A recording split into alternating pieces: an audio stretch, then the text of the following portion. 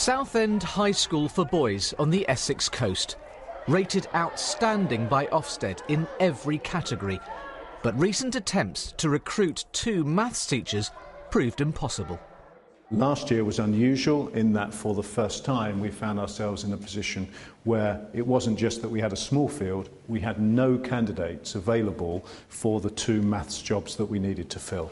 What impact did that have? We had to plan very carefully to manage with classes that were doubled up. There were 60 pupils at a time, supported by sixth form students who came in to help. What was the reaction amongst pupils when you turned up to help teach the class?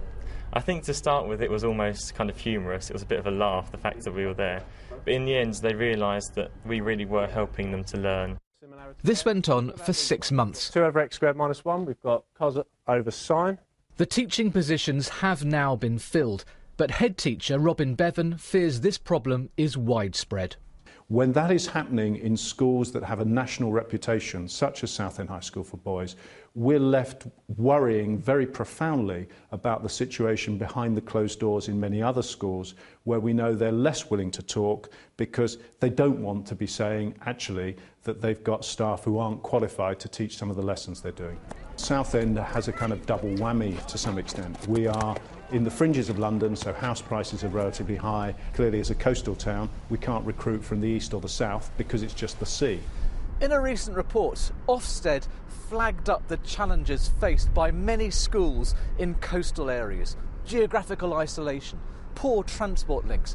But the problem of recruiting staff is not confined to schools by the sea. Professor John Housen runs TeachVac, which monitors teaching vacancies in secondary schools across England.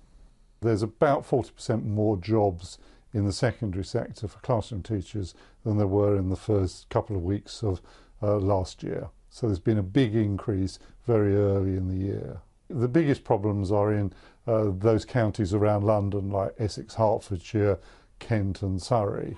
Professor Housen believes housing costs, increased competition from private schools and other employers are all making recruitment of teachers in the southeast harder, especially in maths, English and design and technology. What we're warning is that if the adverts continue to run at this sort of rate, then there will not be enough trainees to go around. The Department of Education says the number and quality of teachers is at an all-time high and rising. It says that where schools do face recruitment challenges, they're being addressed. For example, the newly launched National Teaching Service helps place elite teachers in underperforming schools. Elaine DeLay quit teaching after 30 years. As well as recruitment, she feels staff retention is also a problem. I think there's going to be a whole load of generation of teachers who don't stay in teaching past 5 or 7 years. Why? Why is that? Because it's a really difficult, hard, tiring and stressful job. A little less testing and a little more teaching, and I'd still be in teaching. The Department of Education says that overall teaching vacancy rates remain low. It's widely accepted pupil numbers will rise significantly over the next decade, but there's disagreement on the ability of secondary schools to recruit the staff to teach them.